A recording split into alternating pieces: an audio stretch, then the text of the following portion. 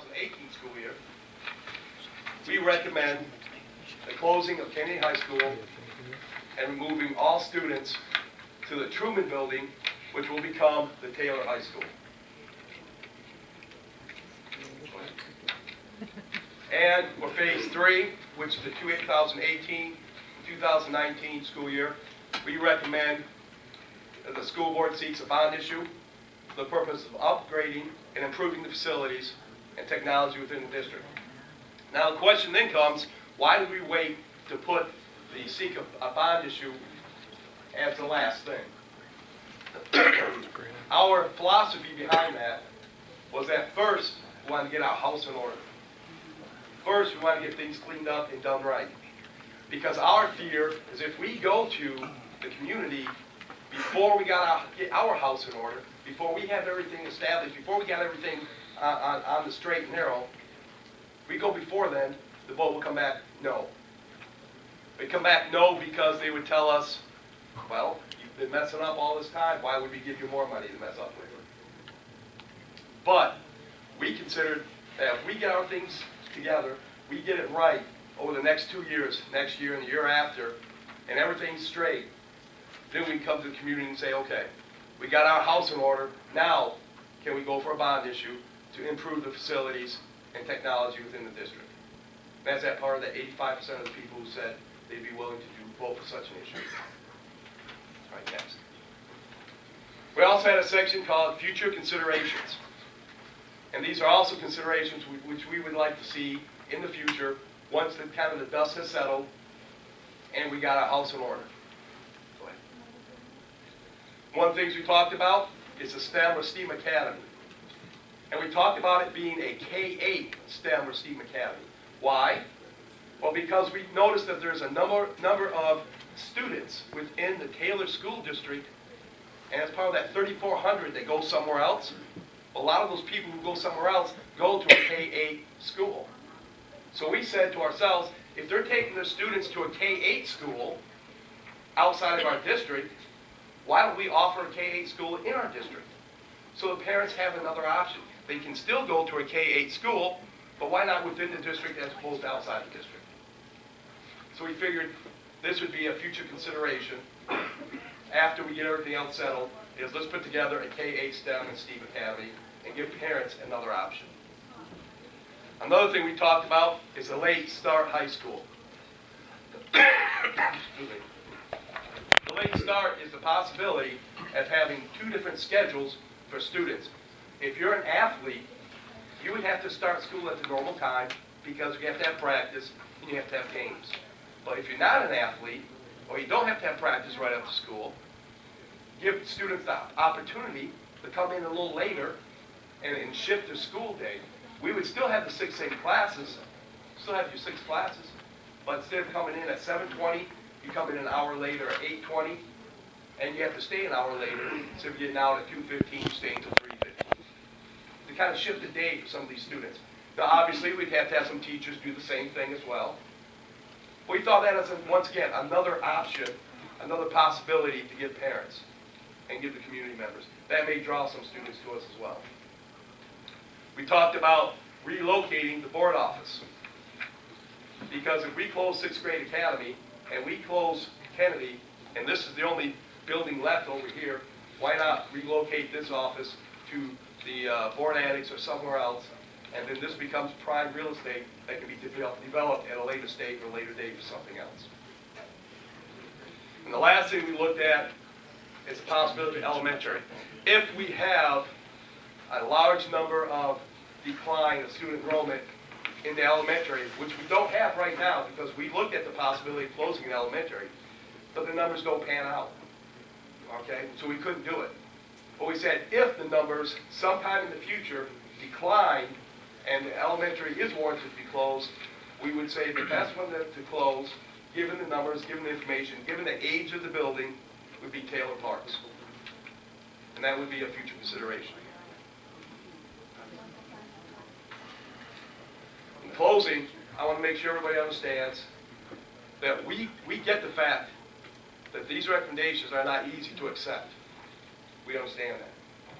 And trust me when I tell you, these recommendations were not easy to offer. not by far. But we had to keep in mind what's best for the students, what's best for this district, and what's going to keep us solvent.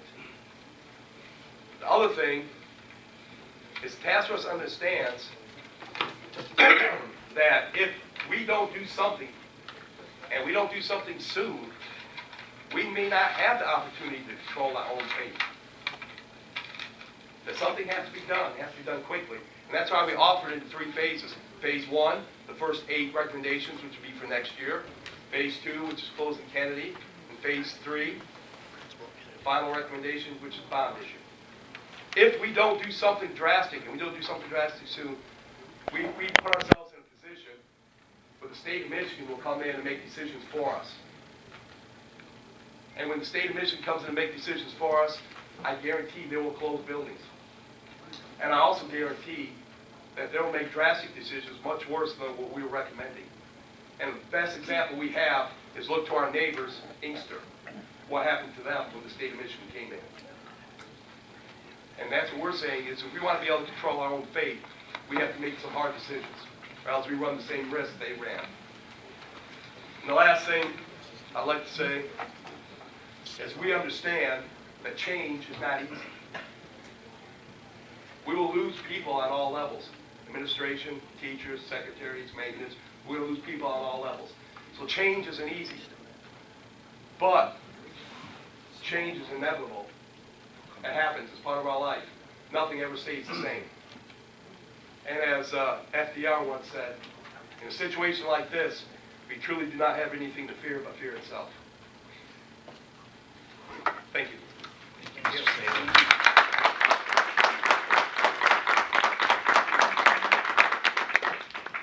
If I could add a few things, because that was a great summary. Thank you very much for that. And just to expand on that a little bit, for the rest of the board's application, and for certainly all the audience members, there, and Mr. Saylor hit on it very well. A number of options were generated, and there was a lot of careful analysis that went into, and I just wanted to expand on your points, that went into what are the most viable of these options. So, for example, Kennedy was extremely difficult, but when you look at the numbers, right now we're sub-optimized in 2 schools, in 2 high schools. So you look at those and you compound that with the fact that one of them was not really ADA capable moving forward, and the fact that it's got some very serious maintenance issues. You put numbers behind that and you begin to move through those. So that's just an example of, we've got a number of options sets that were developed, put numbers to them, and tried to develop that. So I just wanted to expand on that a little bit more. And again, you hit on it very well, the time-sensitive nature of this. So I'll leave it to the other questions. Does any of the board have any questions for Mr. Saylor or the committee about the presentation tonight? I think you guys spelled it out very well. Very well. I think we just got this report on Friday. The board was sent by Diane Allen to us on Friday. So some of this stuff I'm hearing for the first time.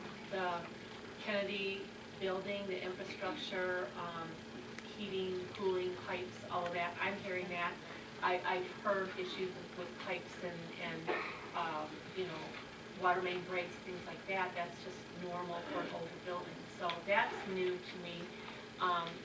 There's several other things in here that I'm hearing for the first time. So I thank you for all of the work that went into it. I would like to look at this in the details a little bit more. And I had questions about, did you study going from trimester, 5-hour trimesters to semesters? The answer is yes. We did look at that, going from trimesters to semesters. In fact, when we looked at that, we did some math as to the difference between how many teachers are paid for trimesters versus how many teachers are paid for semesters. I think the only reason why we did put that in the proposal is simply because with all the other changes that we're proposing, we didn't want to add one more stressor on top of the teachers, beyond what we were already proposing. Well, you might not be aware, but several board members have been asking for that data. We've been told by many people that going back to semesters would both increase choice and also help us budget-wise. Yep, and the answer's kind of a yes and no. Right now with trimesters, if you think of a 6-hour day and 3 trimesters, that's 18 classes a student could choose, will end up having in a year. Because 3 times 6 is 18. You go to semesters, that's 12 classes a student has in a year. So with 6-hour day and trimesters, you actually have more choices than a semester, a 6-hour day. And I guess I'm going to carefully word this because choice is important, and students be able to take extracurricular activities and career center classes and things like that, I think are important. But when we look at scores that we saw for core curriculum today, we need to take that into consideration. And my understanding is that we all already require a graduation requirement for our math program greater than what the state requires, Right. and that currently isn't reflective of the scores. So I think we need to look at that, because we already require that for math. Yeah. In this district. Yeah, we agree. That's one of the things we talk about in terms of enriching the curriculum, having more core electives. In other words, have more math electives and more science electives, and those kind of things. I think that would help with those scores as well. And when we went to trimesters, there were teachers and other individuals that were worried about students not taking the core classes all year round, that they would forget. You know, you take the first trimester of Algebra 1, and then you don't get the second part till the third trimester, or maybe the next year, or whatever. So I know that that was a big concern. And so I agree with the report on core curriculum, Year-long language classes, things like that, need to be year-long for that carryover and for that learning threshold. And then I just had a question, and I'm not certain, how is school of choice done now that it's in different areas?